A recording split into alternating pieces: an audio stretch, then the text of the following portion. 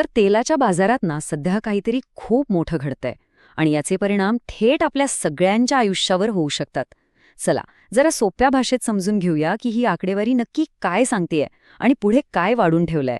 आपण बातम्यांमध्ये रोज तेलाचे भाव बघतो, बरोबर? $100, $125. पण गंमत अशी आहे की ही खरी किंमत नाहीये. ही फक्त कागदावरची किंमत आहे, ज्याला पेपर ऑइल म्हणतात. प्रत्यक्षात 1 बॅरल तेल मिळवण्यासाठी जी किंमत मोजावी लागतीये, ती यापेक्षा खूप जास्त आहे.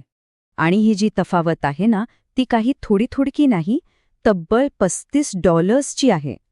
इतिहासात आजपर्यंत कागदी आणि प्रत्यक्ष किमतीमध्ये एवढी मोठी दरी कधीच दिसली नाही.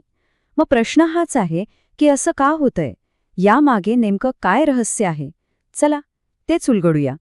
ओके, तर ह्या सगळ्याच्या मुळाशी जाण्याआधी एक गोष्ट समजून घेणं खूप महत्वाचं आहे. ते म्हणजे बाजारातून नेमकं किती तेल कमी झालंय. आणि मी सांगतो, हा आकडा तुम्हाला नक्कीच धक्का देईल.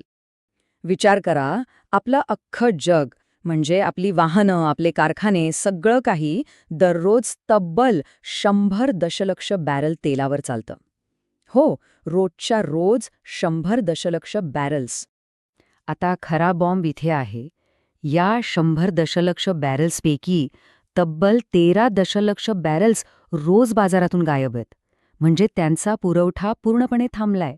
ते बाजारात पोचतच नाहीये.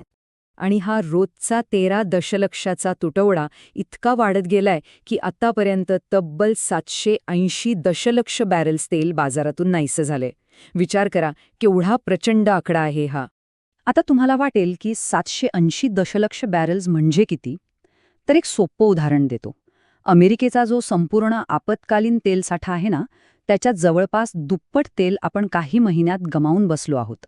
आता परिस्थितीचं गांभीर्य लक्षात येते का?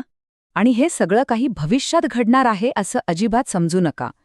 हे संकट फक्त कागदावर नाहीये, ते प्रत्यक्षात सुरू झालंय. याचे परिणाम किंवा म्हणूया एक आर्थिक सुनामी ती जगाच्या किनाऱ्यावर धडकायला लागलीय. ह्या त्सुनामीचा पहिला आणि सगळ्यात मोठा फटका बसलाय आशियाला. फिलिपिन्समध्ये तर राष्ट्रीय आणीबाणी जाहीर करावी लागली. इंडोनेशिया, व्हिएतनाम लोकांना घरून काम करायला सांगतायत.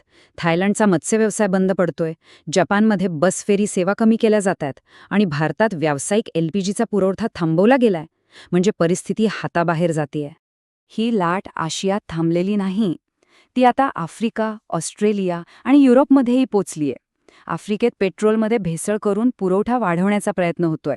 ऑस्ट्रेलियाकडे फक्त काही दिवसांचा साठा उरलाय. आणि युरोप तर जीवाच्या आकांताने ऊर्जेची मागणी कमी करायचा प्रयत्न करतो. आता मनात एक प्रश्न नक्की येतो की अरे, जगभरात एवढं सगळं घडतंय, मग अमेरिकेला याची झळ का बसत नाहीये? ते कसे काय वाचलेत? आणि महत्वाचं म्हणजे ही शांतता कधीपर्यंत टिकणार आहे? याचं उत्तर JP मॉर्गनच्या एका रिपोर्टमध्ये मिळतं. त्यांच्या अंदाजानुसार अमेरिकेकडे जो बफर स्टॉक होता, म्हणजे समुद्रातून प्रवासात असलेलं तेल, तो आता संपत आलाय. साधारणपणे 20 एप्रिल ही तारीख आहे ज्या दिवशी हा बफर पूर्णपणे संपेल. आणि त्यानंतर अमेरिकेला संरक्षण देणारी ही ढाल नाहीशी होईल. मग खरा खेळ सुरू होईल. बरं, मग ह्यानंतर काय होऊ शकतं? याचा अंदाज लावायचा असेल तर आपल्याला थोडं इतिहासात जावं लागेल. कारण असं संकट जगावर पहिल्यांदा आलेला नाहीये. बघूया आधी जेव्हा असं झालं होतं तेव्हा त्याचे परिणाम काय झाले होते. आणि इतिहास आपल्याला एक खूपच भयानक चित्र दाखवतो. 1973 आणि 1990 मध्ये जेव्हा तेल संकट आलं होतं तेव्हा पुरवठा आजच्यापेक्षा खूप कमी प्रमाणात थांबला होता. तरीही शेअर बाजार कोसळले होते, जगभरात मंदी आली होती. आता विचार करा, आजचा तुटवडा तर त्यावेळेच्या दुप्पटीपेक्षा जास्त आहे. मग परिणाम किती भयंकर असतील?